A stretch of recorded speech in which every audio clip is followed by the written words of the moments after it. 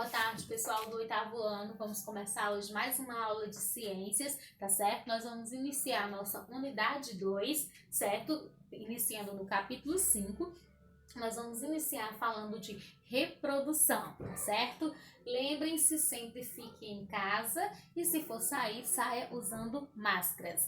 Vamos ter cuidado para que isso passe logo e a gente volte até as nossas aulas presenciais, tá bom, pessoal? Então vamos lá, nós vamos falar sobre reprodução. O que é a reprodução? É o ato de reproduzir-se, ou seja, é quando dois indivíduos da mesma espécie cruzam entre si e produzem filhotes, que são seus descendentes, que também vão ser férteis, que também vão se reproduzir. Então, a reprodução, ela tem como principal função perpetuar a espécie. Essa palavra perpetuar significa manter a espécie viva. Então, se os indivíduos de determinada espécie, eles deixam de se reproduzir por querer ou por algum motivo ambiental que não permite a reprodução deles, então aquela espécie, obviamente, vai se tornar extinta, porque se para de se reproduzir, para de ter novos descendentes e a espécie vai se extinguir. Então, a função da reprodução é essa, perpetuar a espécie. Então, todos os indivíduos passam por essa fase, que é uma das fases do ciclo vital, lembram-se disso? Todos os seres vivos nascem, crescem, reproduzem, envelhecem e morrem. Então, a reprodução também serve para distinguir os seres vivos dos seres não vivos. Seres não vivos não se reproduzem. Seres vivos, todos devem se reproduzir para manter a espécie viva.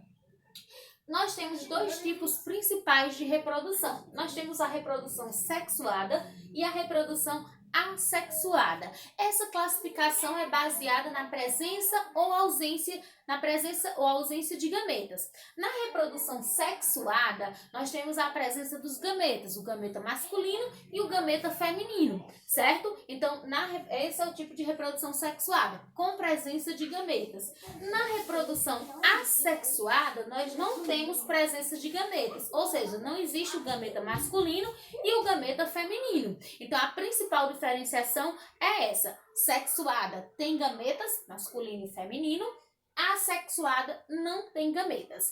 É sobre a reprodução assexuada que nós vamos falar hoje, porque esse capítulo ele é um pouco extenso, então eu vou trabalhar de duas partes. Hoje nós vamos falar da reprodução assexuada, os seus diferentes tipos, faremos atividade, e na aula seguinte a gente fala da reprodução sexuada e também faremos atividade. A reprodução assexuada, como eu disse para vocês, é aquela que não há presença de gametas. Não existe o gameta masculino, não existe o gameta feminino. E também não há a parte da copulação, certo? Nela, quais são as vantagens da reprodução? Tanto as vantagens como as desvantagens. A vantagem da reprodução assexuada é que, como cada indivíduo que se forma numa reprodução assexuada é como se fosse um clone do seu genitor, da sua mãe ou do seu pai, digamos, dos seus pais, digamos assim, eles mantêm as mesmas características hereditárias. Então, essas características hereditárias, elas vão se manter por muito e muito tempo naquela espécie. E também porque é uma forma rápida. Geralmente, a reprodução assexuada produz muitos indivíduos de uma vez só e é uma forma bem mais rápida. E a desvantagem? Ao mesmo tempo que o fato dessa característica genética se perpetuar por muito tempo é uma vantagem, também pode ser uma desvantagem. Por exemplo, em uma situação que a condição ambiental muda drasticamente, as condições climáticas, certo? E esse indivíduo ele precisa se adaptar. Como as características dele são as mesmas de muito tempo, ele não consegue se adaptar e por vezes a espécie acaba morrendo por conta dessa alteração. Então isso seria uma desvantagem. Nós não temos na reprodução assexuada a variabilidade genética. A variabilidade genética só aparece quando acontece uma mutação, tá certo? Que são alterações aleatórias que acontecem nesses indivíduos, mudando as características genéticas deles, tá certo? Nós temos vários tipos de reprodução assexuada para falar hoje, tá certo? Nós vamos iniciar falando da divisão binária. A divisão binária, ela acontece quando um indivíduo se divide, se parte em dois, certo? E aí ele simplesmente se parte e forma dois indivíduos, dois novos indivíduos. Quem tem esse tipo de reprodução são as bactérias e também os protozoários unicelulares. No livro de vocês, na página 81, vocês têm o exemplo de uma Euglena sp, que é um protozoário unicelular, se reproduzindo dessa forma, se parte e forma 2 novos indivíduos. Então, isso é a divisão binária, que é uma reprodução assexuada, como eu já tinha falado. O brotamento, ou gemulação, ou gemiparidade, é como o próprio nome diz, é quando surgem brotos no indivíduo e esses brotos vão formar novos indivíduos. Esse tipo de reprodução acontece nas esponjas, por exemplo. Então, na esponja, nasce aqui do ladinho da esponja um broto, esse broto vai crescendo até que ele se solta, fixa-se no solo e esse broto vai formar uma nova esponja. Vocês têm também na página 81 o exemplo do desenho esquematizando como acontece esse tipo de reprodução, tá certo? Então, é assim que acontece. Nasce um broto e esse broto vai se soltar, fixar no solo e formar um novo indivíduo, tá certo?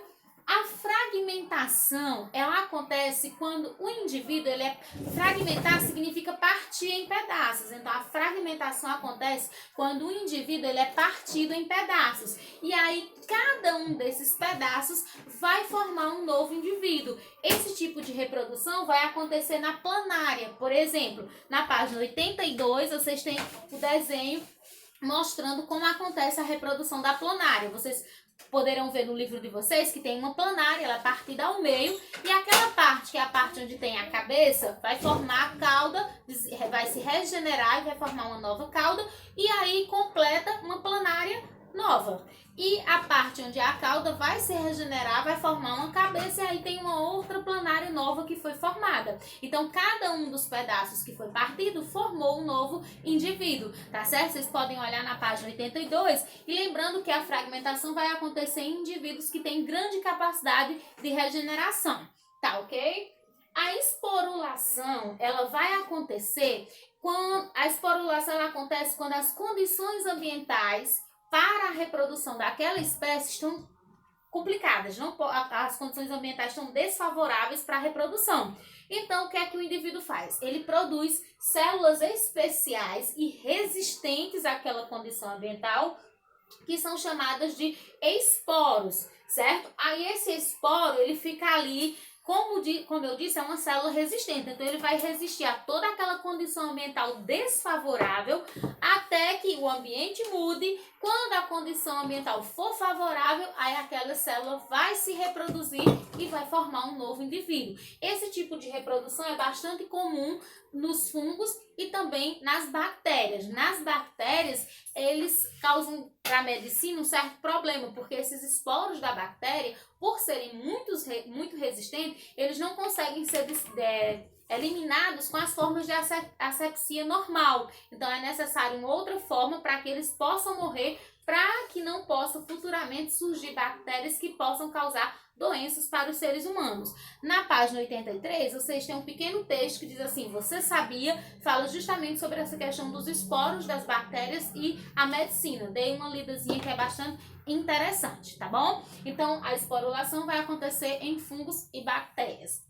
A partenogênese. A partenogênese é um tipo de reprodução assexuada que vai acontecer da seguinte maneira: um óvulo vai ser formado, esse óvulo não é fecundado pelo macho, ou seja, ele é formado pela fêmea, e não tem a fecundação do macho, e a partir desse óvulo não fecundado vai formar-se um novo indivíduo. Um exemplo de partenogênese, ela vai acontecer nos insetos. Vou exemplificar o caso das abelhas, que vocês têm na página 83, todo o esquemazinho bem direitinho. No caso das abelhas, acontece o seguinte: a rainha, ela produz um óvulo. Esse óvulo, quando ele não é fecundado, aí por partenogênese, que é o óvulo não fecundado, vai formar o zangão, certo? Agora, se esse óvulo for fecundado, aí não vai acontecer partenogênese, vai ter a formação do zigoto e vai poder formar ou uma rainha, uma nova abelha rainha, ou uma operária. O que é que vai mudar? Se na fase larval essa larva for alimentada com geleia real, vai produzir uma abelha rainha. Mas se ela não for alimentada com geleia real, vai produzir uma operária, tá certo? Então, a partenogênese também acontece em animais vertebrados, como peixes, anfíbios e alguns répteis, tá certo? Então, na partenogênese, eu tenho a reprodução através de um óvulo, só que esse óvulo não é fecundado, e aí, a partir desse óvulo não fecundado, um novo indivíduo é formado, tá certo? E a divisão múltipla? A divisão múltipla acontece da seguinte maneira: você tem um indivíduo, e aí esse indivíduo ele começa a formar, os seus núcleos começam a se multiplicar. Cada um desses núcleos ele vai se multiplicar, e depois que o núcleo se multiplica, uma membrana vai envolver esse núcleo, e depois que essa membrana é envolvida, vai formar-se uma nova célula. E essa depois a célula maior, que seria a célula mãe, se abre, se estoura, se rompe, liberando essas novas células filhas que vão formar novos indivíduos. Um exemplo desse tipo de divisão múltipla acontece com a ameba, certo? Que é um tipo de protozoário unicelular. Vocês têm um esqueminha na página 84. Dá uma olhadinha lá para vocês verem o esquema da reprodução da ameba, tá bom?